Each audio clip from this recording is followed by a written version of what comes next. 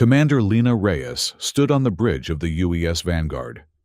Her eyes fixed on the view screen that displayed the swirling violet boundary of what had come to be known throughout the galaxy as the Dead Zone. The massive experimental battlecruiser hummed beneath her feet, its quantum engines ready for the dangerous mission ahead. Behind her, the crew worked in tense silence, each aware of the gravity of their task. No ship that had entered this mysterious region of space had ever returned.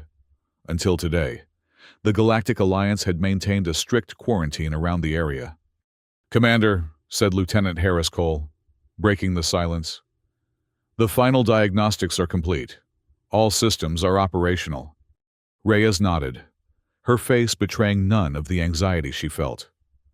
At 42, she had faced enough dangers in space to know when to be afraid. She had lost her parents to a space battle when she was just a child, and that loss had driven her entire career. But this mission was different. This wasn't just about exploring the unknown. It was about saving lives. "Dr. Malik Soren," she called to the science officer, a tall man with a perpetual frown of concentration. "What's the latest analysis of the Dead Zone boundary?" Dr. Soren looked up from his console, his dark eyes reflecting the blue glow of his instruments. "The boundary appears to be a form of spatial distortion. Commander, our sensors cannot penetrate beyond the first few kilometers. The energy readings are unlike anything I've encountered in 20 years of research." "And Ensign Talia Nakamura?"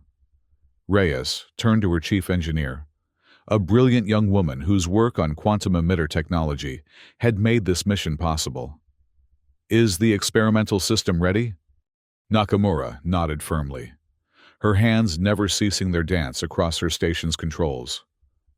"The quantum emitter is at full capacity, Commander. But I must remind you, we've never tested it against anything like what we might encounter in there." Reyes took a deep breath. The year was 3175, and humanity had spread across the stars, joining other species in the Galactic Alliance. Faster-than-light travel was commonplace. Trade routes spanned thousands of light years, and most of the galaxy was charted and secure. But the Dead Zone, located at the edge of Alliance space in the Zeta 9 system, remained a terrifying mystery. It was believed to be a graveyard of ships, a place where missing vessels disappeared without a trace, leaving behind only cryptic signals that some researchers connected to ancient civilizations. For decades, the Alliance had been content to simply mark the area off-limits. That changed 2 weeks ago when an Alliance fleet of 12 advanced warships entered the Dead Zone on a reconnaissance mission and abruptly lost contact. Their final transmission was nothing but a looping code that made no sense to the analysts. In response, the Alliance had commissioned the Earth-commanded UES Vanguard for this rescue and investigation mission. "Major Adira Sun," Reyes addressed her communications officer. "Any word from Central Command?" The stern-faced woman shook her head. "Just the same directive, Commander. If you can verify the nature of the Dead Zone threat, you could potentially save millions of future lives, or at least understand what we're up against." Reyes straightened her uniform. "Then we proceed as planned. Navigation, set course for the Dead Zone boundary. Lieutenant Cole, alert all personnel to prepare for possible spatial distortions. Dr. Soren, keep all sensors at maximum sensitivity. Ensign Nakamura, monitor the quantum emitter closely." As the Vanguard approached the violet membrane that marked the beginning of the Dead Zone, Reyes couldn't help but think of all the ships that had come before them, vessels that had vanished without a trace, their crews never heard from again. But the Vanguard was different. It carried the most advanced technology the Alliance had to offer, and its crew was handpicked for both skill and courage. "Approaching the boundary in 10 seconds, announced the navigation officer, voice tight with tension. Reyes gripped the arms of her command chair. Steady as she goes. The UES Vanguard had departed from Centauri Alliance Station 3 days ago, passing the warning satellites that marked the beginning of the restricted zone. Intelligence had provided them with timestamps and final video logs from missing ships, which Dr. Soren's science team had been analyzing continuously. "My theory," Dr. Soren had explained during their final briefing, "is that we're dealing with a spatial phenomenon that destabilizes normal space. Our sensors cannot penetrate it because the rules of physics may be different inside." Now, as they faced the actual boundary, his theory was about to be tested. Boundary contact in 3, 2, 1. The view screen filled with pale violet light as the Vanguard pierced the membrane. For 45 seconds, all communications with the Alliance station cut out completely. The ship shuddered violently, throwing several crew members against their stations. Spatiotemporal distortion detected," shouted Dr. Soren over the noise of straining metal. "The ship's structure is being stressed beyond normal parameters." Reyes held onto her chair as the deck pitched beneath her. "Nakamura, status of the quantum shields." "Holding at 83%, Commander," Nakamura called back, her fingers flying over her console. "The emitter is creating a stable bubble around us, making us appear as a non-threatening target to whatever's out there." As suddenly as it had begun, the violent shaking stopped. The view screen cleared, revealing a sight that made even the most experienced crew members gasp. Before them floated the wreckage of ships, dozens of them, twisted and contorted into impossible shapes, as if they had been crushed by an invisible hand. The nearest recognizable vessel was the ISS Helion, reported missing 20 years earlier. Its hull, once made of virtually indestructible alloy, looked as if it had been eaten away from the inside. "My God," whispered Dr. Soren, staring at the video feed. "These ships? They're suspended in a dense cloud of isolated quantum particles. It's as if they're frozen in time and space." "Commander," Nakamura's voice was strained, "our systems won't hold indefinitely in this environment. The spatial distortions are increasing in frequency." Several crew members exchanged worried glances, and one junior officer spoke up. "Commander, perhaps we should turn back. Report what we found." Reyes shook her head firmly. "Our mission is to investigate and rescue any survivors from the Alliance fleet. We continue forward." Her voice softened slightly. "But I understand your concern. Anyone who wishes to remain in the shuttle bay with an escape pod on standby has my permission to do so." No one moved. Lieutenant Cole nodded approvingly. "Orders, Commander?" "Take us deeper," Reyes commanded. "Slow approach. Let's see if we can locate any of our missing fleet." As the Vanguard moved carefully through the graveyard of ships, their sensors picked up faint, ephemeral signals from the missing Alliance fleet. Dr. Soren worked frantically to interpret the readings. "I'm detecting something unusual," he reported. "Energy patterns that don't match any known technology. They're fluctuating, almost as if they're alive." Before Reyes could respond, the ship collided with an invisible wave of energy. The lights flickered, and several systems went offline momentarily. "What was that?" demanded Reyes, as the emergency backup systems engaged. Dr. Soren's face had gone pale. "I believe we've made contact with something on the view screen." A darkness began to form, not the absence of light, but a presence that seemed to bend and absorb the very fabric of space around it. It pulsed with dark, purple energy, resembling a cold star that devoured antimatter instead of generating it. "The dead zone entity," breathed Dr. Soren, his scientific detachment momentarily forgotten in the face of this cosmic horror. "It's a transdimensional being that exists at the edge of parallel universes."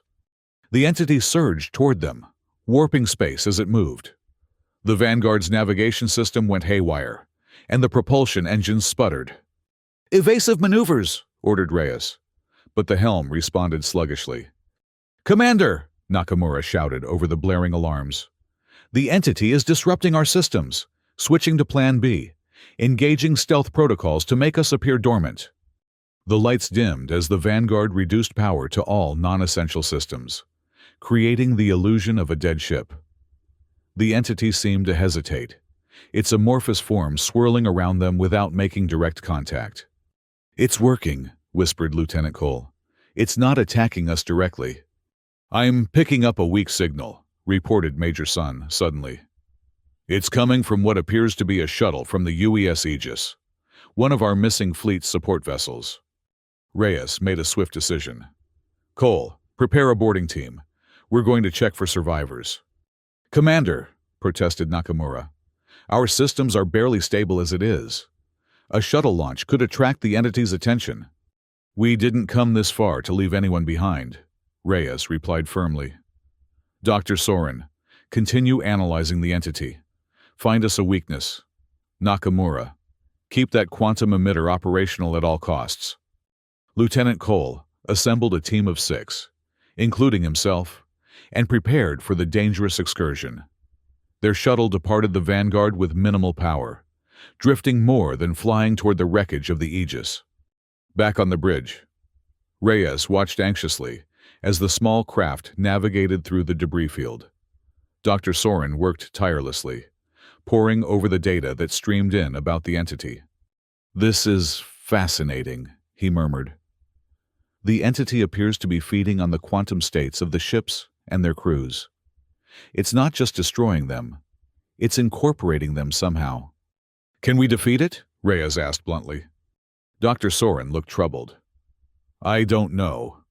Our quantum emitter might disrupt its cohesion, but the power required would put an enormous strain on our systems." An hour later, Cole's voice crackled over the comm. "Commander, we've found a survivor. One crew member from the Aegis is alive but comatose. Appears to be suffering from exposure to some kind of spatial radiation. We're also recovering 3 bodies for identification." "Good work, Lieutenant. Get back here immediately," Reyes ordered. "Ma'am," Cole's voice suddenly rose in panic. "We're being attacked by... I don't know what these are. Dark tendrils of energy." The video feed from Cole's helmet showed writhing black tentacles of energy, reaching for the boarding team. They scrambled back to their shuttle, carrying the unconscious survivor and retreating under fire from their pulse rifles, which seemed to temporarily repel the dark energy. "Cole, get out of there now!" shouted Reyes. The shuttle launched with emergency thrusters, racing back toward the Vanguard as the tendrils pursued them. "Open bay doors!" Reyes commanded. "Prepare medical teams and quarantine protocols." The small craft barely made it into the shuttle bay before the doors closed behind it. Cole and his team emerged, shaken but alive, as medical personnel rushed the survivor to sickbay. "Those things," Cole reported, his face ashen. "They weren't just energy. They felt intelligent, hungry." Nakamura's voice cut through the tension.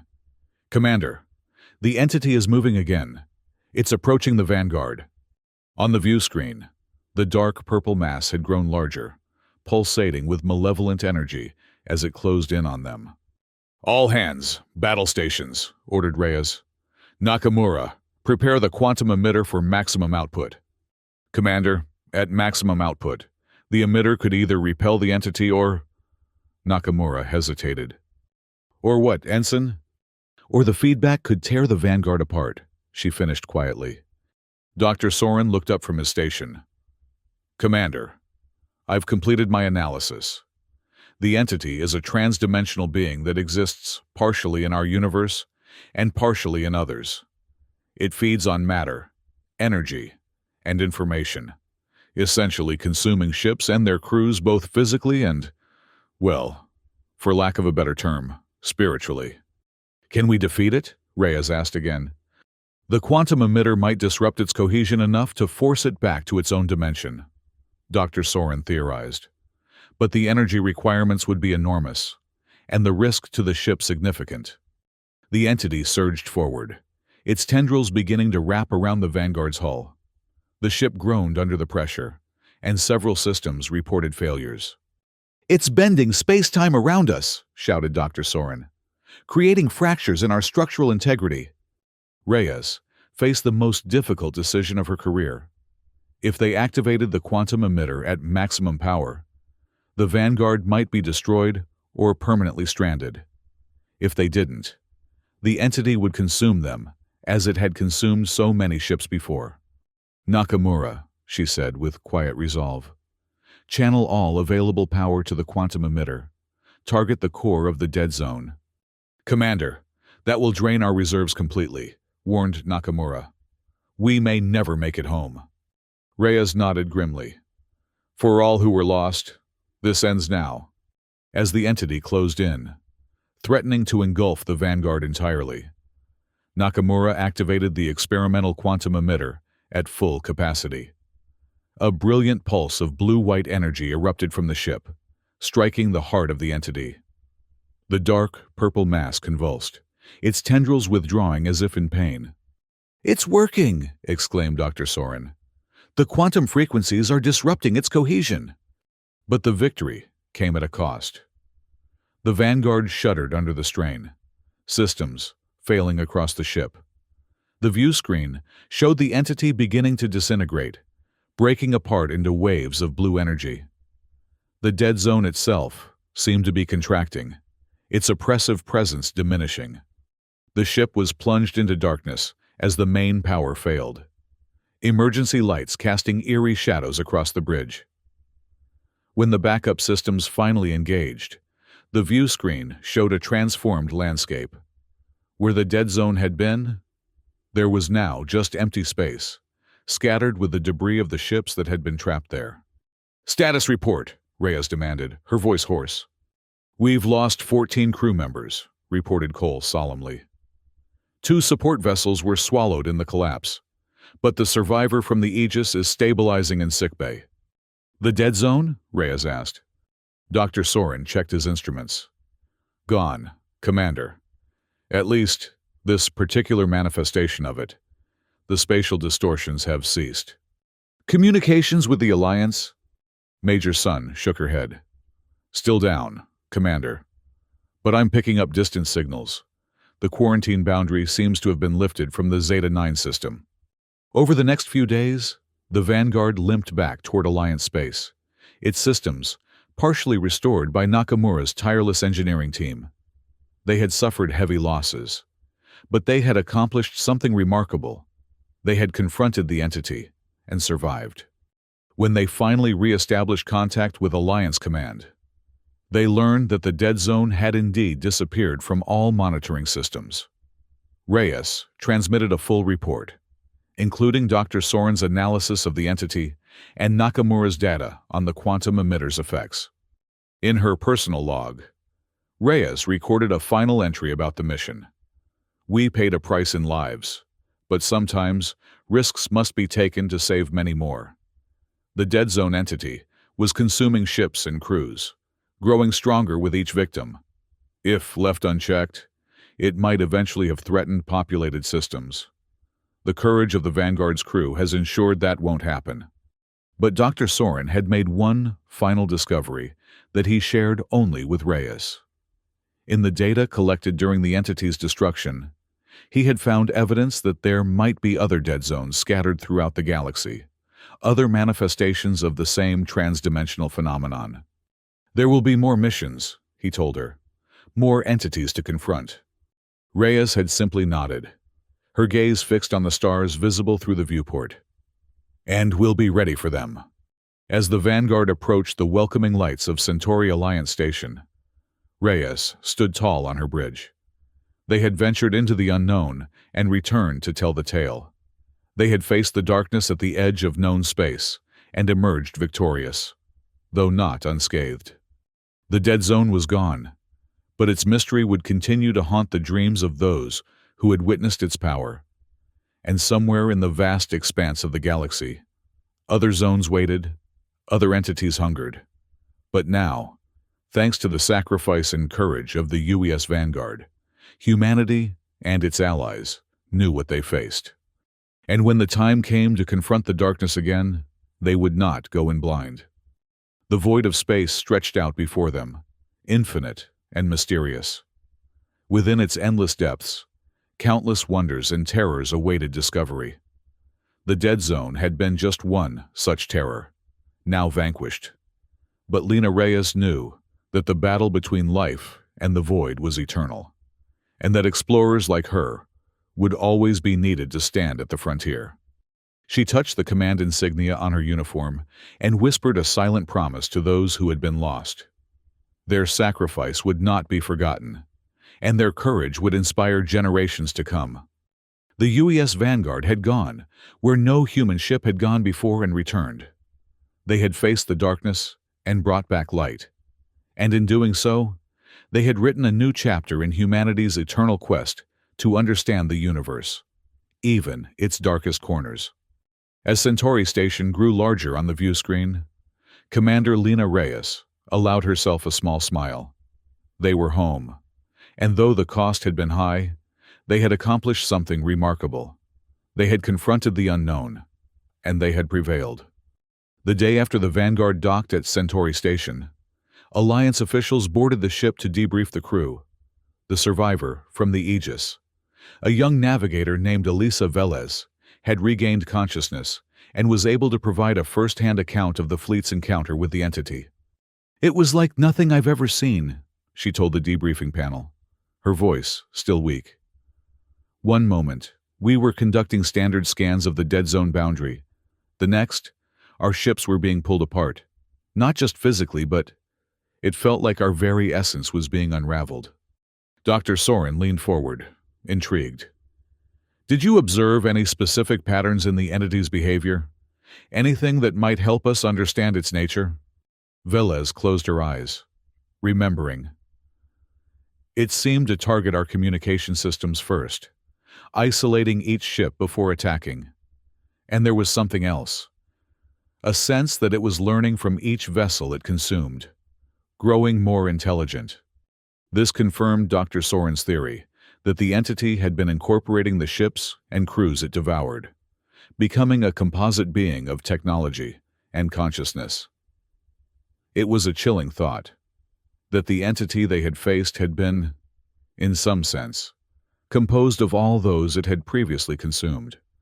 Meanwhile, in the ship's engineering section, Nakamura worked with Alliance technical experts to analyze the data from the quantum emitter. The device had performed beyond all expectations, disrupting the entity's transdimensional cohesion. "The emitter created a resonance cascade," she explained to the gathered engineers. "It effectively forced the entity to exist fully in our dimension, or fully in its own, rather than the partial state it had maintained. When forced to choose, it retreated to its native dimension." "Could this technology be adapted for defensive purposes?" asked an Alliance official. "To protect ships and stations from similar phenomena?" Nakamura nodded cautiously. "Potentially, yes, but the power requirements are enormous. We'd need to develop more efficient energy systems first." On the third day after their return, Commander Reyes was summoned to a private meeting with the Alliance High Command. The Stark conference room was filled with admirals and officials from various species, all keen to hear her personal assessment of the mission. "Commander Reyes," began Admiral Xavier, a silver-haired human who had served in the Alliance for over 40 years. "Your report describes an entity of incredible power and malevolence. Yet you chose to confront it, rather than retreat with the information you had gathered. Explain your reasoning." Reyes stood at attention, her uniform immaculate despite the exhaustion evident in her eyes. "Admiral, the entity was growing stronger with each ship it consumed. Our analysis indicated that it might eventually have expanded beyond the dead zone, threatening populated systems. The risk of confrontation was high, but the risk of inaction was higher."